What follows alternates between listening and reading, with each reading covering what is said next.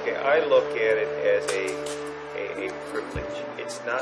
It's a privilege because if you bring people to this part of the world that is just so full of history and emotions and current events that are on the news all the time, if you bring somebody into that kind of area, it is the place itself and the people they meet that are probably the most part of that transforming experience.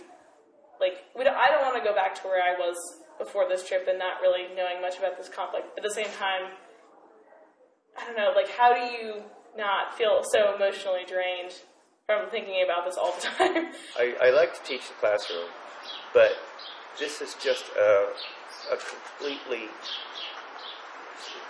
another level of and another kind of learning.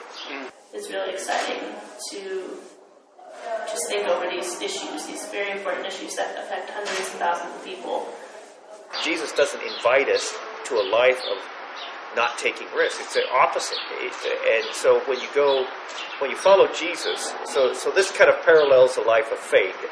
We talk about faith and this kind of experience because faith is made for risk taking.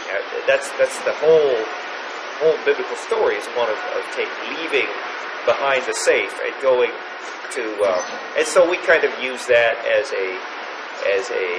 that this is sort of a metaphor of life and a metaphor of the life of faith. It's a really awesome challenge for my faith right now because even though, like, humanly speaking, I'm wanting to, not see the other side and not listen to what they have to say, I'm like, wait a minute, the age-old, what would Jesus do in this situation? So I'm really getting a chance to see, like, what Jesus would do and did do in a situation of, under occupation. So I guess I want to try to work more towards stopping the injustices rather than be pro-Palestinian or pro-Israeli. I mean, it wouldn't be good to pick a side. I don't think God would want me to pick a side, as hard as that is from what we've done before, or, like, seen before, I guess.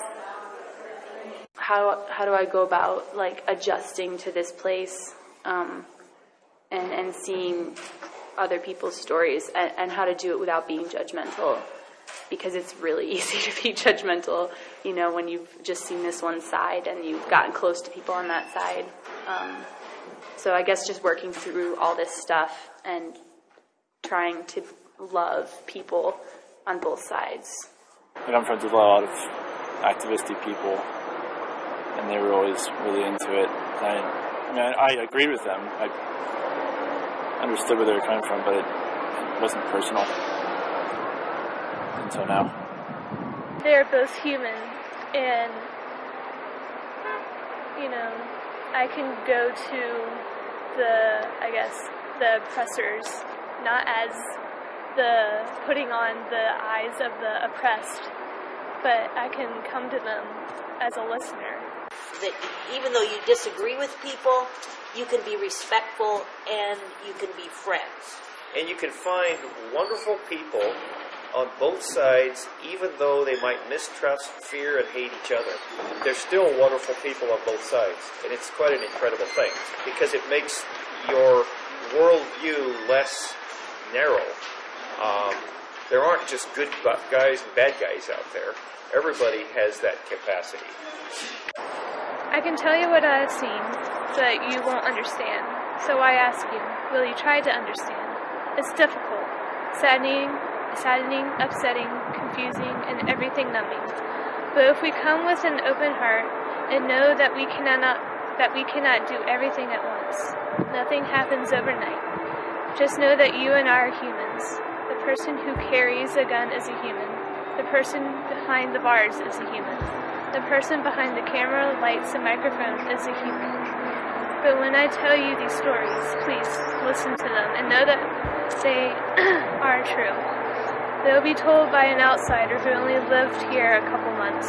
But just know I will try my best to tell them as long as you are willing to listen. Listen to the stories that we all have heard, and pass on the voice that must be heard.